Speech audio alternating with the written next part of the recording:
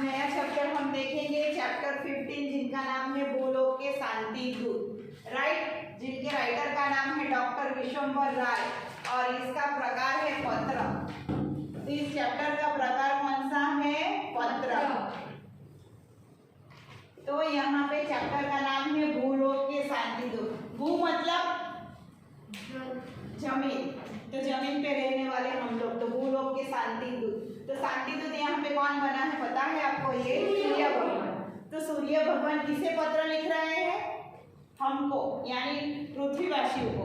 तो पृथ्वीवासी पे कौन है? तो बच्चे हैं। तो पृथ्वीवासी पे कौन कौन होते हैं? ताप जैसे बच्चे को सूर्य देवता पत्र लिख रहे हैं, सूर्य देव पत्र लिख रहे हैं। तो यहाँ पे जो लिखता है इनका नाम, तो यहाँ पे क्या लिखा है? सूर्य देव, ग्रह एवं नक्षत्र मंडल, अंतरिक्ष, अंतरिक्ष से सूर्य भगवान, सूर्य देव हमें पत्र लिख रहे हैं। कौन सी डेट को? 2 जुलाई 2016। ओके, तो 2 जुलाई 2016 को पत्र लिखा। किसने लिखा? सूर्य देव ने। तो यहाँ पे पहले हम किसी को पत्र लिखते हैं तो क्या लिखते हैं? प्रिय भूलोकवासी बच्चों। तो बच्चों यानी बच्चे, तो आप सब बच्चे हैं कि नहीं? आप सब बच्चों को किसने पत्र लिखा? स्वयं सूर्य देव जी। ओके, हमें आपकी बड़ी चिंता है। यहाँ पे सूर्य देव क्या बताते हैं कि हमें आपकी बड़ी चिंता है, राइट। तो हमें आपकी बड़ी चिंता है। आज के भूलोकवासी मानव का मस्तिष्क भ्रष्ट हो गया है। अभी जो मानव है, अभी यहाँ पे जो मानव है, इनका मस्तिष्क क्या हो गया है? भ्रष्ट हो गया है। क्या हो गया है? भ्रष्ट। भ्रष्ट मतलब कौन बताएगा? किसी को मालूम है? नष्ट हो गया है सबका, बराबर ना। तो वह तेजी से संहारक अस्त्र शस्त्रों का निर्माण कर रहा है। तो यहाँ पे बराबर समझना कि सब मानववासी है जिनका मस्तिष्क नष्ट हो गया है, यानी भूलोकवासी। तो हम लोग कहाँ पे रहते हैं? सब लोग पृथ्वी पे, भूलोक पे रह रहे हैं कि नहीं? तो हम, हमारा मस्तिष्क यानी हमारा जो माइंड है वो कैसा हो गया है? नष्ट हो गया है। क्यों नष्ट हो गया? ऐसा सूर्य जी ने बताया, सूर्य देव ने, क्योंकि वह तेजी से संहारक, संहारक का मतलब कौन बताएगा? संहारक मीन्स नाश करने वाला। तो नाश करने वाले, किसी को भी नाश करने वाले अस्त्र और शस्त्रों का निर्माण कर रहा है। तो कौन बना रहा है अस्त्र शस्त्र? मानव के कौन? भगवान। भूलोकवासी मतलब मानव हुए ना हम लोग, तो वो क्या बनाते हैं? अस्त्र और शस्त्र, राइट। तो अस्त्र शस्त्रों का निर्माण कर रहा है। इससे क्या होगा? उसका जो माइंड है वो भ्रष्ट हो गया और वो तेजी से संहारक यानी सबको नष्ट कर रहा है। किनसे? तो अस्त्र और शस्त्रों से। यहाँ पे ब्राउन कलर का हेड है, देखा आप सबने? वहाँ पे क्या लिखा है? सौरमंडल में कितने ग्रह हैं? कौन बताएगा सौरमंडल में कितने ग्रह हैं? सौरमंडल में 7 ग्रह। नो, 8 कितने हैं बोलो? 9 है, 9 ग्रह। सूर्य एक छठा चंद्र, दूसरा सोम, मंगल, बुध, गुरु, शुक्र ग्रह, शनि ग्रह और रवि ग्रह।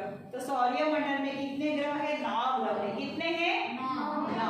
और नीचे देखो येलो कलर के हेड में अस्त्र शस्त्र में अंतर बताइए, राइट। तो अस्त्र मतलब कौन बताएगा? अस्त्र का मतलब बोलो। अस्त्र means guns, no, weapons। Hindi में बताओ। अस्त्र मतलब हथियार। हथियार, वेरी गुड। अस्त्र मतलब हथियार, किसी भी वस्तु का हथियार। यानी मानो मैं किचन में चाकू और कैंची का यूज करती हूँ, तो वो मेरे क्या हुए? हथियार।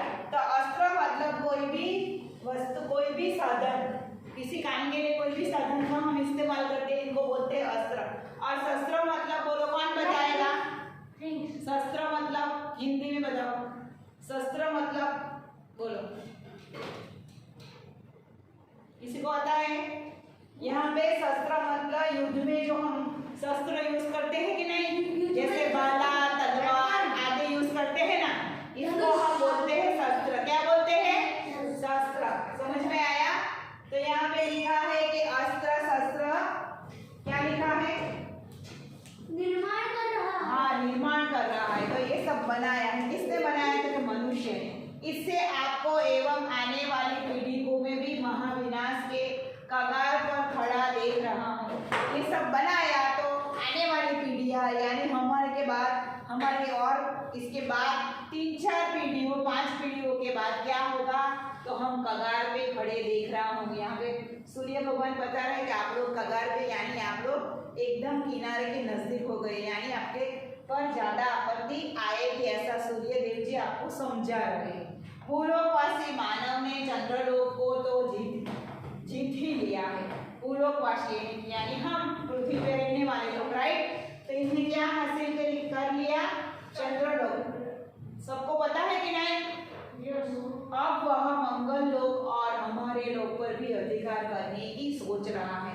मंगल पे जाने की भी तैयारी हो गई है और सूर्य जो ग्रह है वहां पे भी जाने की सोच रखा है। आप तो जानते ही हैं कि मेरे प्रकाश के बिना धरती पर जीवन की कल्पना ही नहीं की जा सकती।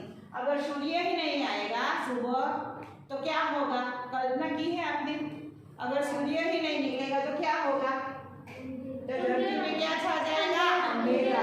और क्या होगा, सूर्य प्रकाश के बिना हमारा जीवन कैसा रहेगा, अशक्य बन जाएगा कि नहीं? बराबर ना। तो एक धरती पर जीवन की कल्पना भी आप नहीं कर सकते अगर सूर्य नहीं आया तो। यदि मैं ना होता तो आपकी धरती पर न तो होती वनस्पतियां और न ही वनस्पतियों पर जीवन यापन करने वाले जीव। यहाँ पे समझो जरा, अगर सूर्य ही नहीं होगा तो वनस्पति कैसे उगेगी? सूर्य प्रकाश की रोशनी में वनस्पति अपना खुराक तैयार करती है कि नहीं? अपने खाने का खुराक तैयार करती है। तो खाद्य पदार्थ वनस्पति को कौन देता है? सूरज की किरणें। उसके पर्णों से वो क्या कर खाएगी, अपना खुराक खाएगी, राइट। तो अगर सूर्य ही नहीं होगा तो क्या होगा, तो वनस्पति कैसे टिकेगी? अगर वनस्पतियां ही पृथ्वी पर नहीं टिकेगी तो हमारा जीवन कैसे चलेगा, बोलो बताओ? अशक्य है कि नहीं? यस। समस्त विश्व में मुझे आराध्य देवता तथा समस्त ऊर्जाओं का स्रोत मानता है। समस्त देव यानी कि सब देवताओं से पहले सूर्य नारायण जी की पूजा करते हैं कि नहीं? इसको जल अर्पण करते हैं, उसकी पूजा करते हैं कि नहीं? तो समस्त देवताओं में उसे आराध्य देव माना गया है और समस्त ऊर्जाओं का स्रोत भी उसे मानते हैं ना। इसलिए ही वैदिक काल से, पुराने काल से ऋषियों ने हमारे प्रकाश में छिपे जीवनदायक गुणों को पहुंचाना था। वैदिक काल पहले पुरातन काल में जो ऋषि मुनि हो गए थे उन्होंने सूर्य की किरणों से क्या निकाला था, तो सूर्य की किरणों से कौन कौन से जीने के गुणों मिलते हैं वो उन्होंने ढूंढा था। आगे वो हम समझेंगे। हमारी किरणें ताकत बढ़ाने के अलावा अनेक रोगों में औषधि का काम करती है। सूर्य की जो किरणें हैं वो हमारी बॉडी में क्या बढ़ाती है, ताकत बढ़ाती है, विटामिन डी देती है। सूर्य की किरणें हमें क्या देती है, विटामिन डी। तो हमारी बॉडी में ताकत बढ़ाने का काम कौन करता है, ये सूर्य की किरणें। और रोगों में औषधि का काम करती है। और हमारे जो रोग होते हैं ना बॉडी में, जो कीटाणु होते हैं, जो रोग उत्पन्न करने वाले अति सूक्ष्म जीव होते हैं ना, वो सूर्य की किरणें से हमारी बॉडी में पड़ने से वो कीटाणु नष्ट हो जाते हैं। तो सूर्य की किरणें एक औषधि का काम करती है हमारे बॉडी के लिए। समझ में आया?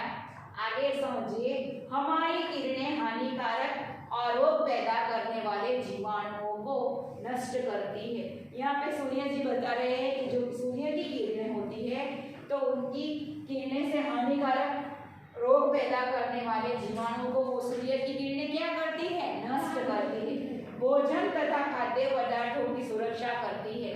सूर्य की जो किरणें होती है ना, वो भोजन जो हमें घर में पकाते हैं उसकी क्या करती है, सुरक्षा देती है। और दूसरा क्या करती है, खाद्य पदार्थ यानी हमारे घर में खाद्य पदार्थ खाने की चीज होती है कि नहीं, उसकी भी रक्षा कौन करता है, ये सूर्य की किरणें। कैसे करते हैं बोलो, कौन बताएगा?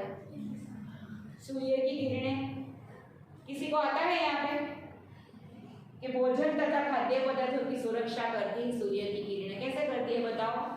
सूर्य भगवान की जो धूप होती है ना, वो नहीं, मॉर्निंग से जो सूर्य की किरणें जो निकलती है तो हमारे किचन की किरणें से वो खिड़की से वो किरणें अंदर आती है कि नहीं घरों में। तो जो घर में खाना पका होता है तो वहाँ पे भी सूक्ष्म जीवाणु जो हम नहीं देख सकते वो होते हैं कि नहीं, तो वो किरणें अंदर हमारे घर में आने से जो खाद्य पदार्थ खाने की जो चीज रखी है और जो हमारा भोजन जो पका हुआ होता है उसकी रक्षा भी कौन करता है? ये सूर्य की किरणें करते हैं। समझ में आया? तो ऐसे सूर्य की किरणें कितनी इम्पोर्टेंट है हमारे लिए, अब समझे आप लोग? तो ये भूलोकवासी को सूर्यदेव जी ने पत्र लिखा है। आज पेज नंबर इतना 88 पे ही हम समझेंगे, हम नेक्स्ट पीरियड में समझेंगे। ओके, तो यहाँ पे कुछ शब्दार्थ लिखे हैं तो वो आपको मेरे साथ बोलना है। यहाँ पे क्या लिखा है? भ्रष्ट, तो इनका क्या होता है? खराब। आराध्य मतलब आराधना के योग्य। स्रोत मतलब उद्गम। यहाँ पे संहारक मतलब नाश करने वाला। ऊर्जा मतलब शक्ति। जीवाणु मतलब रोग उत्पन्न करने वाले अति सूक्ष्म जीव। इस वीडियो को आपको 2 टाइम देखना है, समझना है। आज आपको होमवर्क में कुछ नहीं है, सिर्फ आपको वीडियो ही 2 टाइम देखना है। Thank you very much, have a nice day.